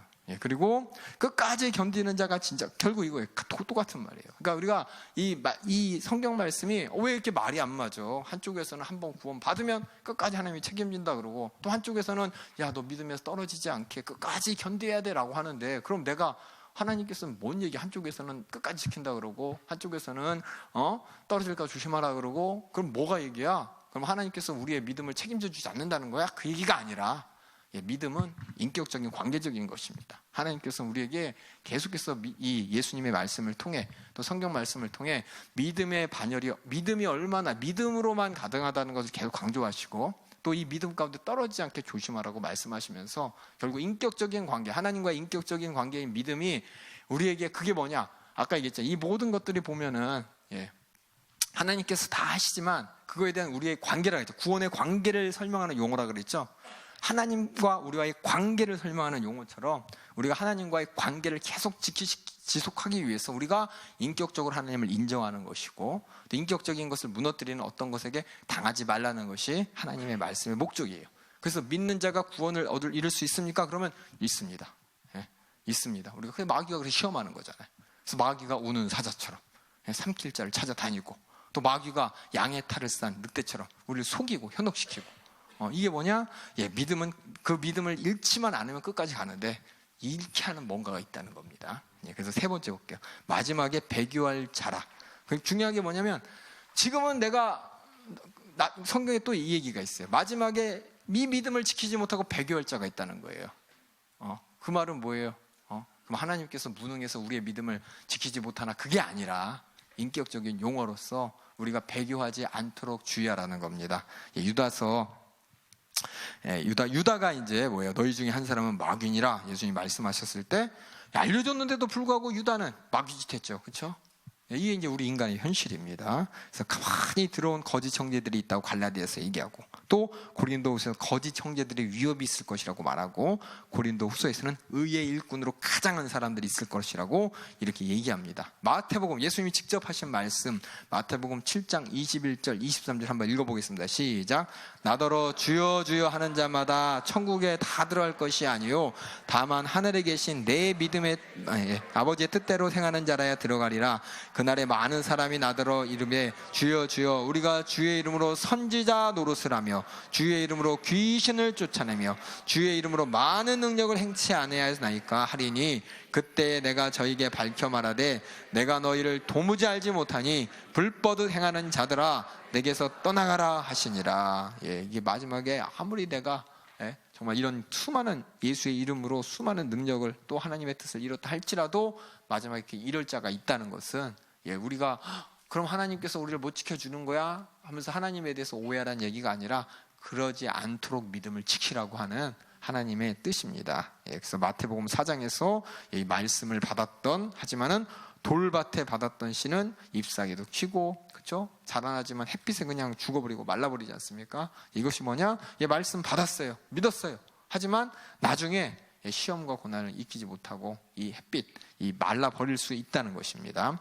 예수님께서는 또한 포도나무가 그리스도인을 가지로, 예수님은 비유하면서 열매 맺지 않는 자가 있을 것이라고, 구원을 분명히 이룰 수 있다고 얘기하고, 또 농사의 비유에서는 심판을 받는 자들은 가시와 엉켜히 내는 맺는 땅에게 비유하기도 했고, 좋은 열매 맺지도 못하고, 또 한 번 비춤을 얻지만, 복음의 진리를 얻었지만 믿음으로 진리에 응답하지 못할 수도 있다고 쭉 성경 구절이 얘기하면서, 마지막에 지금 믿는 것 같지만 끝까지 믿음을 지키지 못할 수많은 방해가 있고, 그것 때문에 우리가 고난 받을 것이라고 성경은 얘기하고 있습니다. 그렇다면은 신자, 믿는 자가 참 내가 믿는구나, 이거 확신, 나 그럼 앞으로 배교할 거야? 내가 지금 믿는다고 하지만 앞으로 내가 주님 나라에 못 들어가는 거야? 그럼 이 믿음 헛거야? 라고 생각하는 게 아니라, 내가 정말 믿음으로 천국 갈 수 있는 확신, 이 확신이 무엇이냐? 우리가 확신을 가져라 라고 성경에서는 얘기하고 있습니다. 그 확신, 뭐냐? 첫 번째는 뭐냐? 내가 정말 예수님을 의지하고 있느냐? 정말 구원에 이르는 믿음에 대한 내 증거, 간증이 뭐예요? 증거죠. 이 증거가 진실하냐? 그러면은 우리가 그날에 살아있을 것이라는 믿음이 되는 것입니다. 그래서 우리가 스스로 날마다 확인해야 됩니다. 내 믿음이 어떤지, 그래서 말씀을 계속 보는 거예요. 말씀을 계속 들어야 되는 거예요. 우리의 믿음이 아까 얘기했잖아요. 자라나는 거죠. 이게 뭐냐면 순간적으로 사진 빵 찍는 게 아니에요. 사진 빵 찍어서 그 장면이 이어지는 게 아니라 동영상입니다. 동영상의 시간의 흐름에 따라서 우여곡절이 있고, 지금은 화려해 보이지만 나중에 떨어질 수도 있고, 지금은 떨어질 것 같지만 나중에 화려하게 필 수도 있고, 그렇게 시간 가운데 하나님과의 관계, 그 관계를 내가 확실히 하려고 노력해야 되고, 그거에 대한 증거를 날마다 확인해야 돼요. 오늘도 확인하고 내일도 확인. 그래서 우리가 말씀을 통해서 계속해서 확인하기 때문에 회개하는 것이고, 기도가 끝이 없이 계속해서 이어지는 것이고, 말씀을 들었던 말씀을 또 듣죠, 우리는. 그렇죠? 왜? 그 말씀을 처음 들을 때고 두 번째 들을 때 틀리고, 또 그 말씀이 그때만의 상황이 아니라 지금 나의 상황에도 또 적용되기 때문에 말씀을 우리가 계속해서 듣고 들어야 됩니다. 그리고 내 안에 성령의 역사에 대한 증거가 있는지 계속해서 확인합니다. 그래서 방언 기도할 때 우리 참 감사한 게 방언 은사를 통해서 기도하잖아요. 그럼 방언 은사, 성령님이 내 안에 계신 증거가 나타나는 것이고, 쓰시는 증거가 나타나기 때문에 내가 확인할 수가 있고 확신할 수가 있습니다. 그래서 하나님 뜻에 순종하는 길로 성령께서 우리를 증거하시는, 그래서 증거하시기 위해서 은사도 주시고 열매도 주십니다.